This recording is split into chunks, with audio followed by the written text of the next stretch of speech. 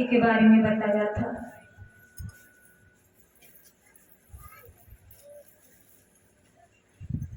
कैसे शिवरी का संतों ने अपमान किया, किस तरह से उन्हें गुरु प्राप्त हुए, ये सब कुछ गुरुदेव भगवान ने अपने हस्त कमलों से इस कथा में दर्शाया है। सभी भक्त ध्यान पूर्वक कथा में प्रवेश करेंगे।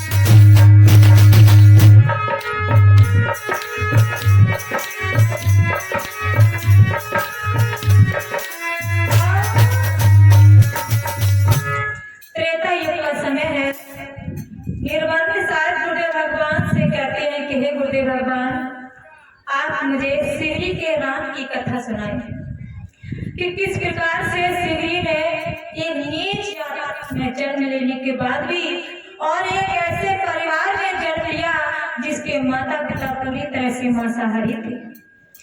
उसमें उस परिवार में जन्म लेने के बाद भी शिवरी ने कैसे भक्ति की बताया है कि राजा थे सवर सैन बन के, उनके सुच सुंदरी रानी थी। भीलों की प्रजा बहुत सी थी, बग में उनकी राजधानी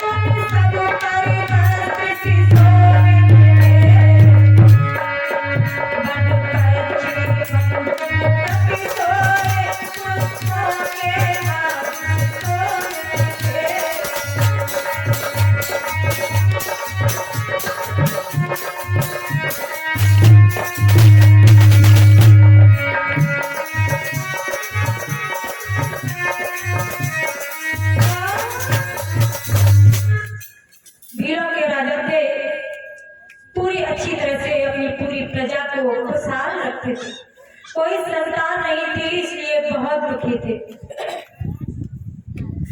प्रभु से काफी प्रार्थना करने के बाद सबर सेन के घर में एक कन्या ने जन्म लिया, जिसका नाम उन्होंने सवरी रखा।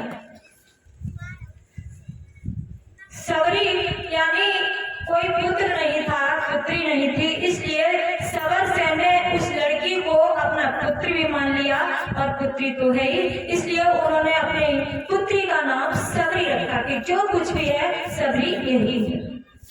आज हम लोग कहते कहते सबरी से शिवरी बोलने लगे हैं।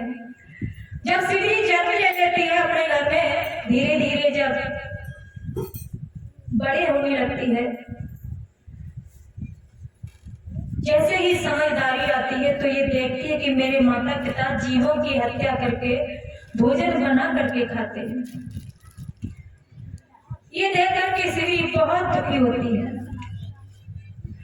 कहते हैं कि अगर किसी की कोई, चाहे बच्चा छोटा हो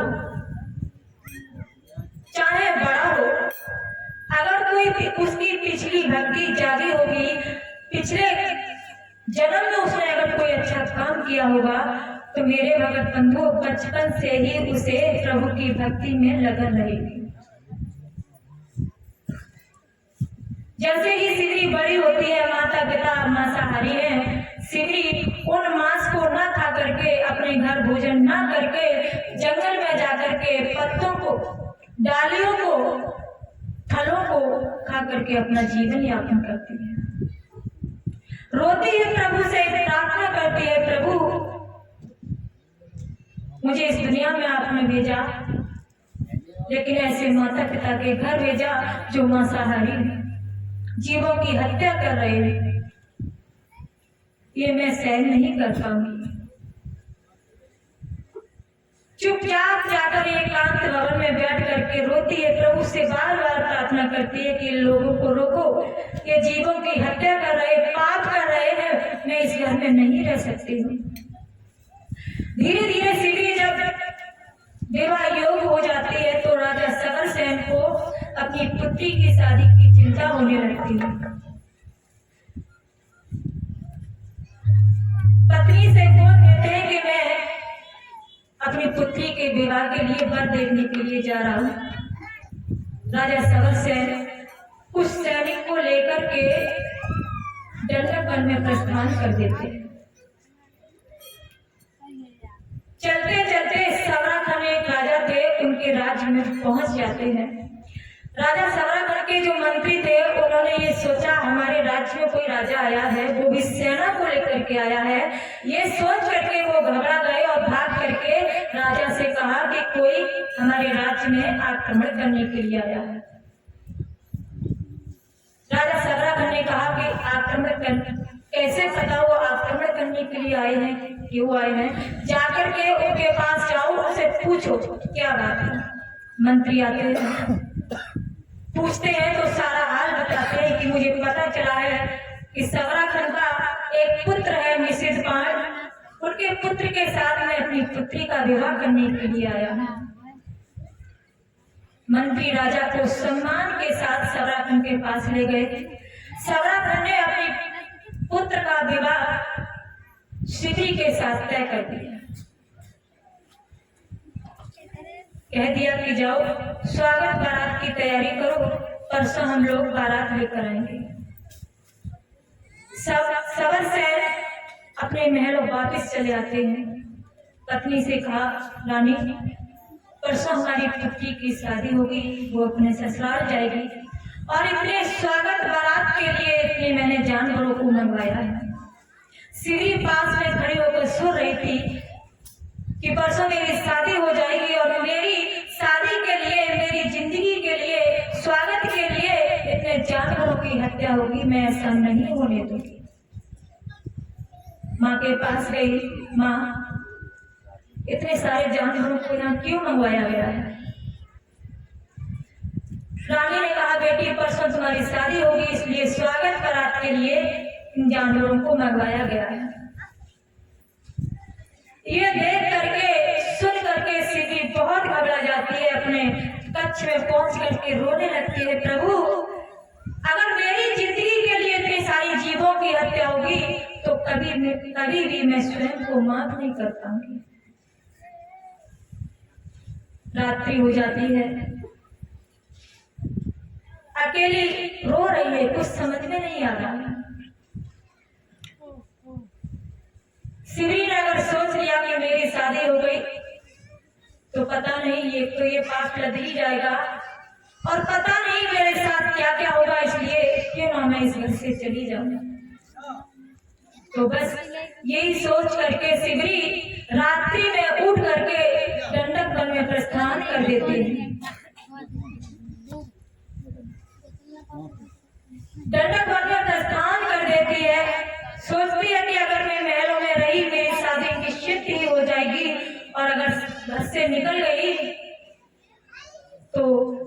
सकता है मैं इन पापों से बच जाऊं। दंडक वन में चली गई, संतों के पास जा रही, संतों से मिल रही, संतों के पास जाकर दर्शन करती, भजन कीर्तन कर रही है, संतों से पूछ रही है कि मुझे मेरे प्रभु के बारे में बताओ, मुझे कोई सच्चा मार्ग बताओ।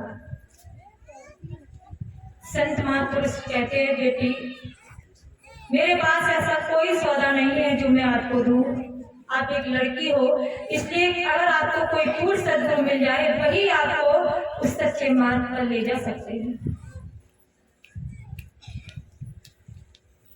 शिवरी फिर आगे चल देती है, रास्ते में और आगे जाती है तो संत महापुरुष की टोली मिलती है, वहां जाकर प्रणाम किया, संतों के पास बैठ गई, पूछने लगी महाराज मुझे सत्य के बारे में बताएं। संतों ने कहा बहन मेरे पास ऐसा कोई सौदा नहीं है, अगर तुम सत्य को ही प्राप्त करना चाहती हो तो तुम ऋषि मूक पर्वत पर चली जाओ, जहां मातंग ऋषि एक सदगुरु हैं, वो तुमको सत्य के बारे में बताएंगे, प्रभु का सच्चा मार्ग आपको बता देंगे। शिवरी वहां से ऋषि मूक पर्वत की ओर प्रस्थान कर देती है। जैसे ही ऋषि मूक पर्वत पर पहुंचती है तो मातंग की ऋषि जो सदगुरु थे वो एक कंदरा में बैठे हुए भजन कर रहे हैं। उसी ऋषि मूक पर्वत पर एक पुष्करणी नाम का सरोवर है, उस सरोवर में वो स्नान करती है। स्नान करने के बाद पुष्पों को तोड़ करके अपने हाथों में लिए, पुष्पों को लेकर के गुरुदेव भगवान के पास गए। उन्होंने पुष्प इसलिए लिए कि उनके पास कोई दक्षिणा नहीं थी। क्यों? कहते हैं कि संतों से मिलने के लिए अगर हम जाएं तो कुछ ना कुछ भेंट लेकर मुझे जाना चाहिए। मित्र से मिलने के लिए हम जाएं तो कुछ ना कुछ भेंट लेकर के जाना चाहिए। कथा भागवत में जाएं, चाहे सत्संग में जाएं, चाहे संतों के पास जाएं तो फल है तो फल लेकर जाएं, पैसे हैं तो पैसे लेकर के जाएं, ये कुछ भी नहीं तो एक पुष्प ही लेकर के आप भाव और विश्वास के साथ जाइए। ये सोच समझकर के शिवरी अपने हाथों में पुष्पों को रख लेती है, गुरुदेव भगवान के पास पहुंच जाती है, गुरुदेव भगवान से प्रार्थना करने लगती है, प्रभु क्या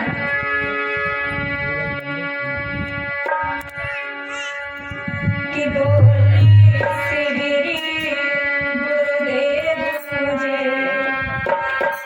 अपनी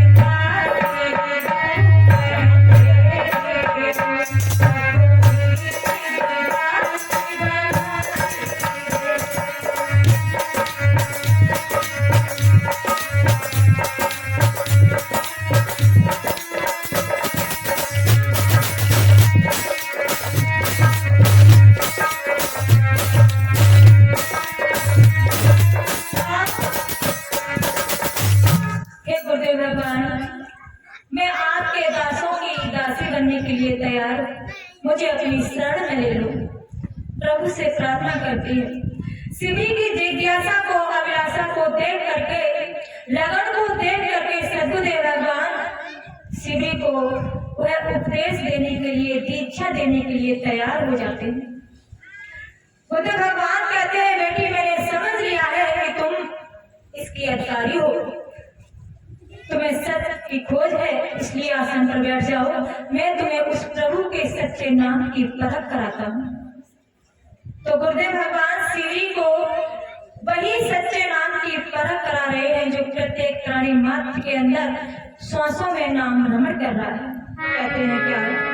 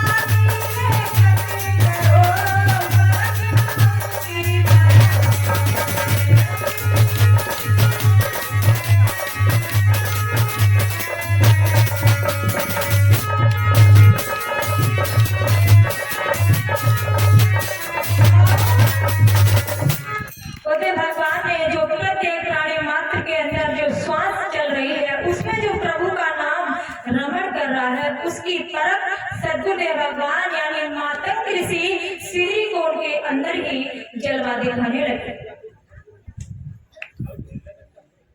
और हम लोग 5 दिन से इसी के बारे में बताते आ रहे हैं। शिवजी को कोई नहीं मिला, खुद उसकी कोई पिछली भक्ति जागी, लेकिन हम ये फिर भी कहेंगे कि आप लोगों की वह पिछली भक्ति जागी है, तभी आप लोग यहाँ सत्संग श्रवण पान करने के लिए आए। लेकिन जो प्रभु का सच्चा नाम है उसके बारे में मुझे भगवान आपको बताएंगे, परखाएंगे। आप अब भी थोड़े से काल की बंदिश में हैं, इसलिए किसी सच्चे सदगुरु की शरण में नहीं पहुंच पा रहे, उस प्रभु के सच्चे नाम को जानने के लिए तैयार नहीं। आप लोग विवेकवान हो, बुद्धिमान हो, आप खुद अपनी बुद्धि से ये सोचो, जो दीक्षा दी जाएगी, प्रभु का दर्शन कराया जाएगा, उसमें कोई गोली नहीं मारी जाएगी। जो आप लोग करते हो कि अगर मैंने दीक्षा ले ली तो मैं मर जाऊंगा, कोई कुछ भी हो सकता है, नहीं। ये आपके कल्याण के ही लिए संत महापुरुष यही इस धरती पर आते हैं, बंधनों से मुक्त करने के लिए। आसन पर बिठा लिया है शिवजी को और उस प्रभु के सच्चे नाम के बारे में बता रहे हैं जो तुम्हारी श्वासों के अंदर रमण कर रहा है।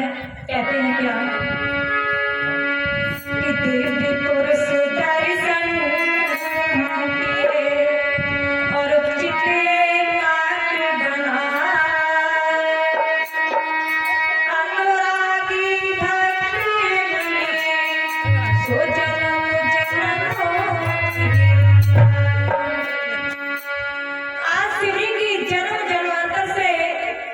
जो भक्ति की गठरी बंद थी, एक सद्गुरुदेव भगवान के चरणों में जाकर के वो भक्ति की गठरी खोल दी। उस दिव्य पुरुष के दर्शन करते हुए, ब्रह्मा विष्णु महेश का दर्शन करते हुए, मानसरोवर में स्नान करते हुए, राम का कृष्ण का जिंदा चैतन्य दर्शन करते हुए शिवजी बहुत खुश हो रही है, बहुत मग्न हो रही है, क्योंकि आज अगर वो शादी कर लेती तो ये जलवा उसे देखने के लिए नहीं मिलता। बुद्ध भगवान की कृपा से शिवजी ने आज जो पाया है उसके लिए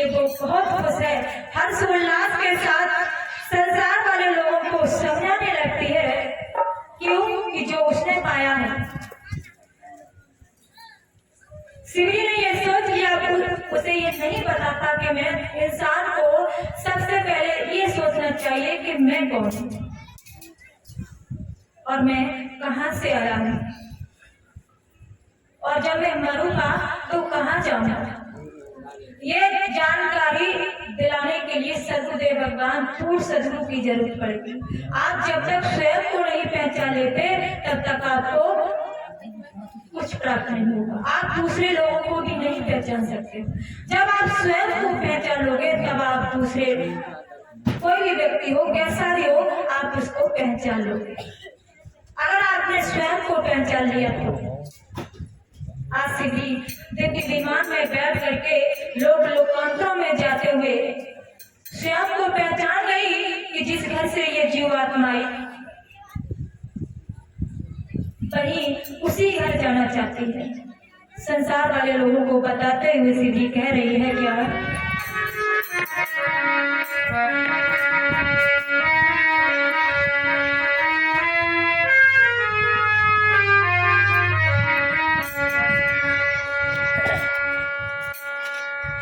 कहते हैं कि संसार में गुरुदेव भगवान चेतावनी के साथ, संतों की महिमा के साथ, वैसे जो भक्ति समझने वाला होगा गुरुदेव भगवान सिर्फ एक शब्द बोल देंगे और बाकी हमारे जो बैनर लगे हुए हैं इन बैनर को बाकी में अगर भक्त के अंदर भक्ति जागी होगी तो इन बैनरों को पढ़कर ही वो जान जाएगा कि वास्तव में इनके पास कौन सा ज्ञान, इनके पास नहीं आपके पास है, लेकिन परखाने वाले कोई सदगुरु ही मिलेंगे। इसलिए कहते हैं क्या,